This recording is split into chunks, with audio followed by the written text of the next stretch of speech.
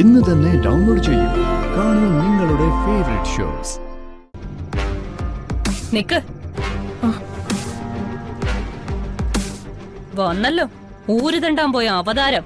അല്ല, ഇത്രയും നേരം എങ്ങോട്ടാ കെട്ടിയെടുത്തേ? മോളെ, അത് എനിക്കൊരു നെഞ്ചുവേദന വന്നു.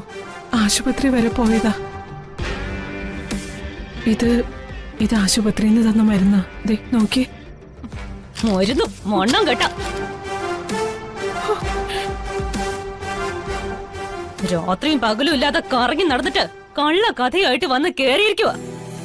നെഞ്ചുവേദനയാണ് പോലും. ഇതൊന്നുമേ ഇവിടെ നടക്കില്ല. അനുസരണയോടെ ജീവിക്കാൻ കഴിയില്ലെങ്കിൽ നേരം വെളുക്കുമ്പോ കെട്ടും പാണ്ടോടത്തോട്ട് സ്ഥലം വിട്ടോണം. മനുഷ്യന്റെ അന്തസ് കളയാൻ കുറെ ജന്മങ്ങള്. ഏത് കോളനിയിൽ തിണ്ണനിറങ്ങുമായിരുന്നു ഇത്രയും നേരം? എന്താ ഒരു ബഹളം? അമ്മേ അമ്മേ അമ്മ എന്ത് പണിയായി കാണിച്ചേ? പുറത്തു പോകുന്നതിന് മുമ്പ് പറഞ്ഞിട്ട് പോക്കൂടെ? ചോദിക്കാൻ പറയാൻ ചെയ്യാതെ പോയത് പോട്ടെ. അമ്മ ഫോൺ എന്തിനാ സ്വിച്ച് ഓഫ് ചെയ്ത് വെച്ചിരിക്കുന്നേ? അമ്മ എങ്ങോട്ടാ പോയത്? തിണ്ണനിറങ്ങാൻ പോയത് എവിടേക്കാണെന്ന് ആർക്കറിയാം? തൊട്ടടുത്ത വീട്ടിൽ തന്നെ ഉണ്ടല്ലോ എച്ചിൽ പാത്രം കഴുകുന്ന നിന്റെ സുചിത്രയെടുത്തിട്ട് തള്ള. ലോക നുണച്ചി ആ സ്ത്രീ. അവരെ കാണാൻ പോയതായിരിക്കും. ചേരുംപടിയല്ലേ ചേരൂ. മരുമോളുടെ പീഡന കഥകളൊക്കെ പറഞ്ഞു കൊടുക്കാൻ പോയതായിരിക്കും.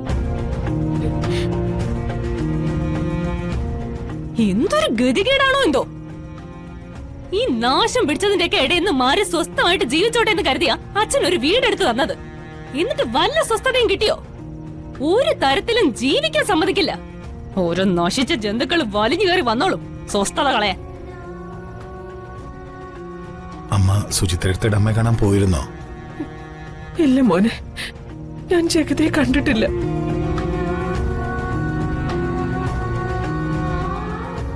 ആരോടും ഹരിതയെ കുറിച്ച് അപവാദം പറഞ്ഞിട്ടുമില്ല.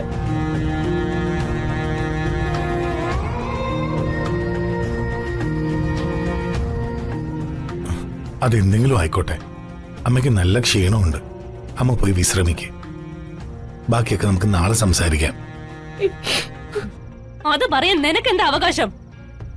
എന്റെ ചെലവില് കഴിയുന്നവര് വിശ്രമിക്കണോ പണിയെടുക്കണോ എന്ന് തീരുമാനിക്കുന്നത് ഞാനാ. എനിക്ക് വിശക്കുന്നു. വായ്ക്ക് രുചിയായിട്ട് എന്തെങ്കിലും കഴിക്കാൻ കിട്ടിയിരിക്കണം. അത് കഴിഞ്ഞിട്ട് മതി വിശ്രമം. ശരി മോളെ, ഞാൻ ആഹാരം ഉണ്ടാക്കാം. അമ്മേ,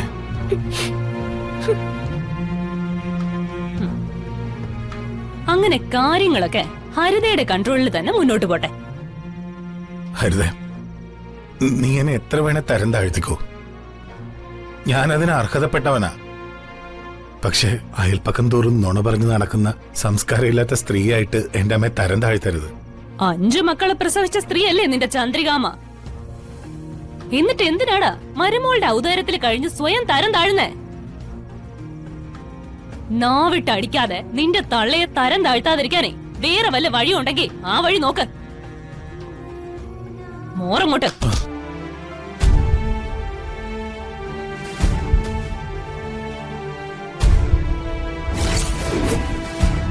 മാനത്തെ കൊട്ട